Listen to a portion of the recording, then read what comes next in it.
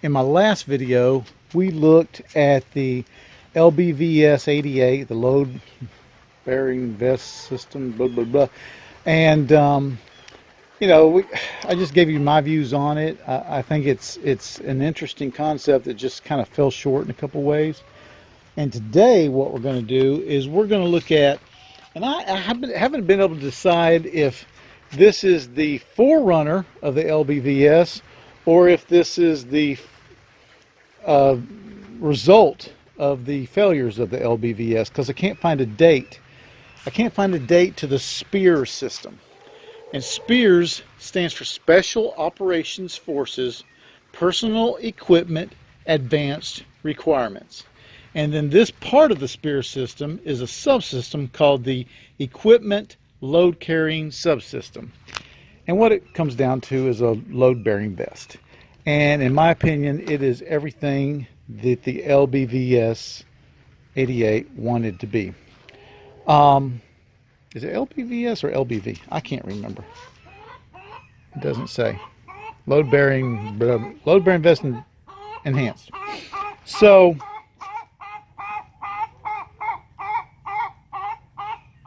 gee whiz, it's my life, folks. So this is the vest arrangement or the vest setup part of the SPEARS system. And when I say that, it's because there was also a regular H-harness system. And the way that worked was this piece here, this panel and this panel would come off because they fit on, and there's Birdie, of course. They fit on the belt, and instead an H-harness went on, which I don't have. And until I started looking into this, I didn't realize what that H-harness was. I've seen those pieces at my favorite surplus store and didn't know what they were. Now, do I want them? No, not really, because when you set it up in the vest or the H-harness arrangement, really, it's just the Defensor Forces system, and I've got oodles of those. So, but what we're talking about is the vest arrangement. And this thing has just got it going on. First of all, come on, Birdie. First of all, it's got a lot of padding, even more padding than the LBV did. It's got a drag handle. Unlike the LBV, it's got a back panel, a very small back panel, but a back panel nonetheless. And unlike the LBV, on its, oh, that's a cricket, on its front panels, it has MOLLE. And that MOLLE enables you to put whatever you want on there. Like I said, unlike the LBV, where everything is sewn on. But I'm getting ahead of myself. Let me back up and tell the story. As some of you know, if you're part of my 5 faithful subscribers, I have a problem. Well, I have several problems, but one of my problems is deuce gear or load-bearing equipment. I love it. I collect it. And so when I saw this piece of gear at my local surplus store, I think that's where I got it. I don't think I got it at the thrift store. At my local surplus store, and I don't remember what I paid for it, but it had to be cheap or I wouldn't have got it because I'm cheap. But when I saw it, I liked it a lot, and I got it. Didn't look up where it came from, what it was, just didn't do any of that, didn't care. And to tell you the truth, haven't done much with it. Played around with it a little bit. At one time I had it outfitted for hunting, but haven't done a lot with it. And then when I made this video and we got to talking about stuff in the comments, I decided I wanted to show what I thought the LBV 88 could have been, which is this. And that meant I had to do a little bit of research. And so I did a little bit of research. And it wasn't that easy because, frankly, the information here is sparse. There's a couple of tags, and they're hard to read, but basically what they say is load-bearing panel left and right, and this one says shoulder pad assembly left and right. Yeah, left and right. I'm not sure what that means on shoulder pad assembly. I guess left and right. So I started looking this up.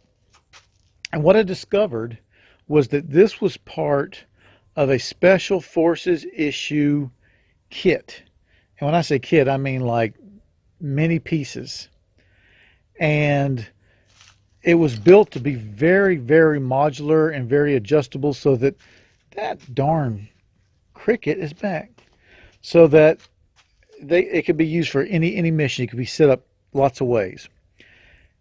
And from a logistics standpoint, I understand why your normal infantryman, combat arms guy would get this, which was very static and everybody had to be the same, and it wasn't modular or adjustable. But your special forces guy would get this, which is incredibly modular, incredibly adjustable. I don't agree with it, but I understand it. Personally, I think everybody should have got this, but that's not how it went. So they got this thing, and they called it the Spear system. And I'm going to put the link down in the comments or in my notes below this video, showing where you can go look at the PDF that goes into great detail. Somebody, thank the Lord, scanned the PDF that shows how to do all this stuff and has given me the knowledge to be able to talk about this darn thing. So now that we've got that story out of the way, let's really look at this thing. And basically there's 4 pieces here. There's a belt, there's the shoulder harness, which includes the back H harness part, and then there's the left and right fronts. And as I said earlier, these panels could be exchanged for a regular H harness piece, and I showed a picture of that. So the way this thing works is it utilizes the PALS system with this ladder PALS thing. So this is a piece that will go in to the PALS webbing, and you could adjust the panel anywhere you want it on the belt. The actual belt ends right about there and right about there, and that's the padded part of the belt. The actual strap with the buckle continues on out, and you could adjust these pieces in and out depending on your girth and your waist size. So there it is for you to see. I've pulled the PALS ladder out, and I guess they call it a ladder because you can move up and down the PALS row, and you can adjust this thing. So I could move this out or in depending on where I want it to be. So does that make sense? So that's the belt section and the 2 panel sections.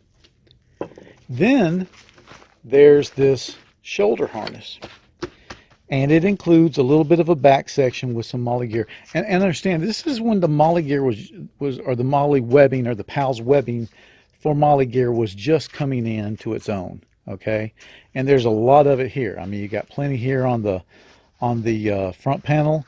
You've got 2 rows of it on the belt, and you've got 5 rows on the back. So there's plenty of room there to attach all kind of gear.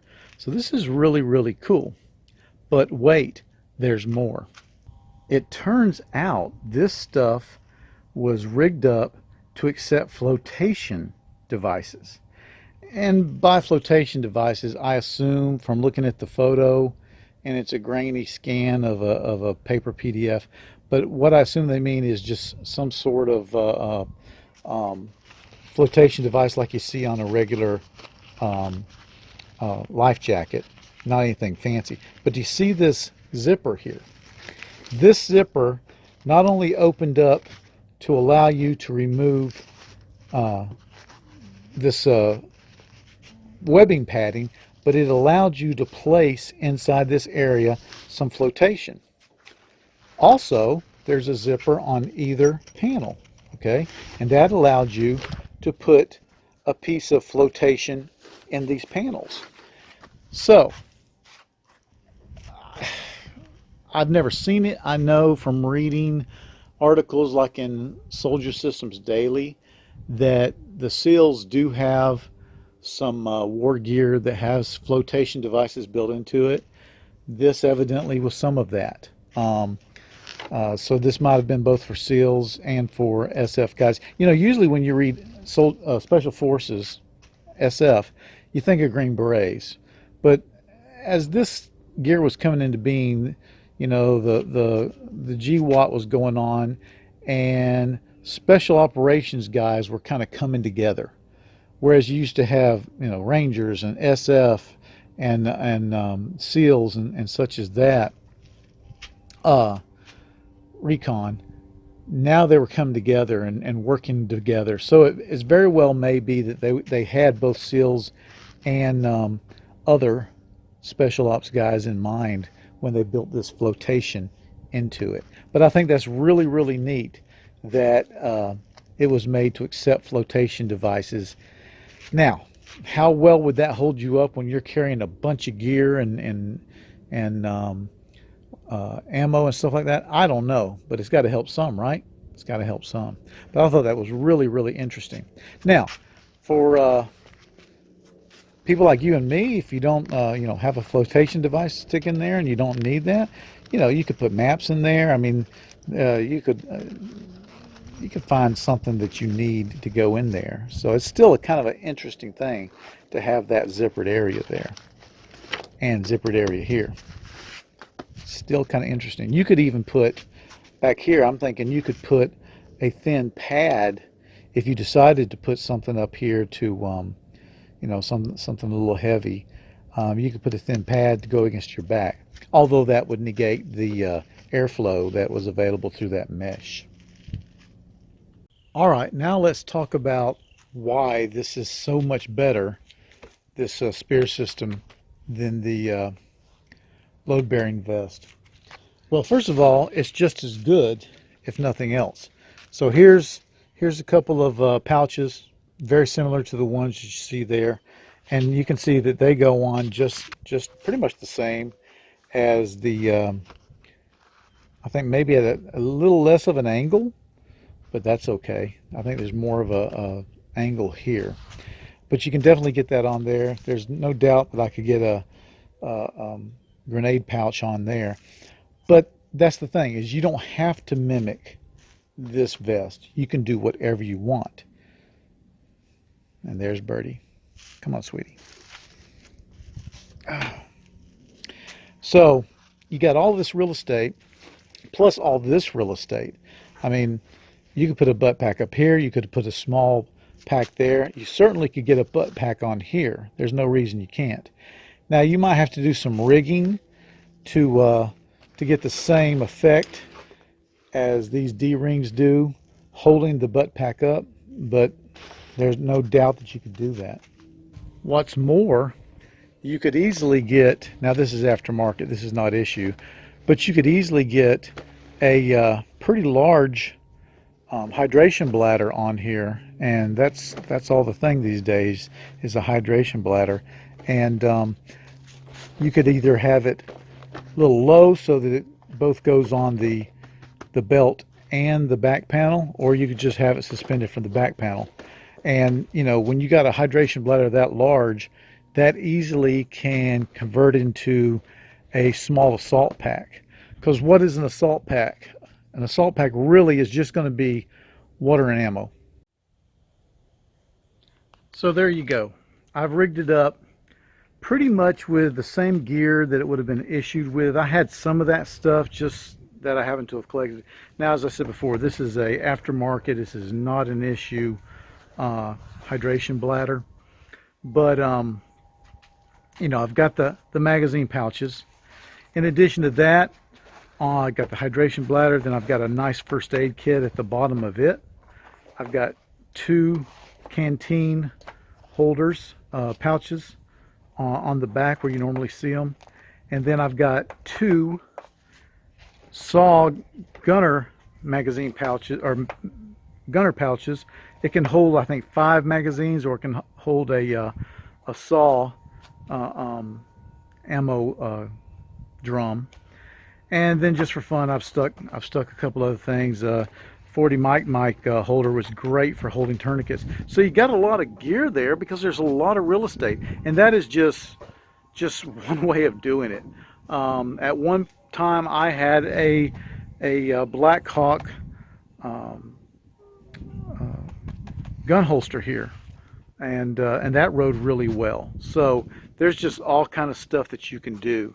It's just up to you. So that is why I think this Speer load-bearing vest is just close to the epitome of what you want to have in load-bearing equipment. It really is. I mean, you know, if you've been following me, you know how much I think of the Defensor Fortis system. But this gives you that load-bearing vest panel in the front, and it gives you the ability to have even more. You don't have to have it. You could leave it empty, but you could definitely put a lot more on there. Easy to get to. I think the whole flotation thing is a really cool idea, and I just think that this is a neat piece of kit. In my research, I saw there's a couple of these out there still and on eBay and such. Hopefully you've got a good surplus store near you, like I do, that'll have stuff like this. I tell you what I'm going to do. I'm going to be on the lookout for more of this. I'd love to have a couple more of these guys. But hey, it's been fun researching it, and it's been fun sharing it with you. Thanks for watching.